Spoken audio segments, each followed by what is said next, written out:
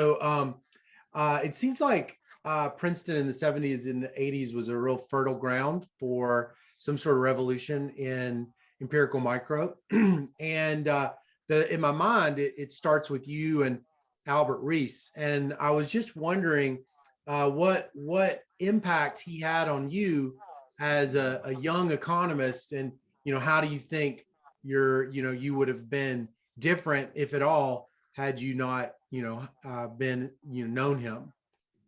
Al Rees was he had moved from Chicago, and for personal reasons, really. But he fit in perfectly at Princeton. And of course, he ultimately had other positions. He was a provost of the university and so on. He was a very gentle, open-minded man. I don't know that I've ever met anybody quite as open-minded about things. And he was also extremely empirically oriented, although he knew economic theory. He has a really nice paper about sort of a Harburger style dead weight loss of trade unions. And it basically shows it's not very big. But he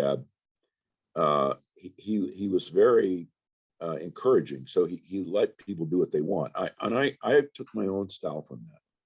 So I've never tried to.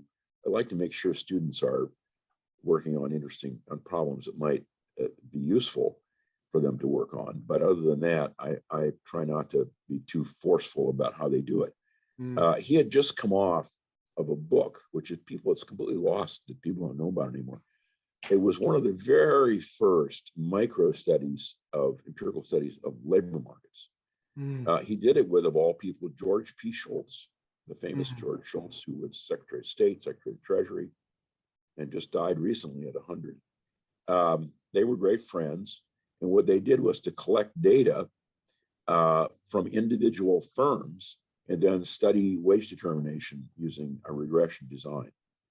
So he kind of already, when he arrived at Princeton, he was still trying to finish that work. It did finally come out, but he was a real pioneer in that regard, and is completely unknown today. I mean, in that work, I mean, in a sense, because it was one of the very first, well, it might have been the first use of modern econometric tools on microdata collected by the authors from individual firms.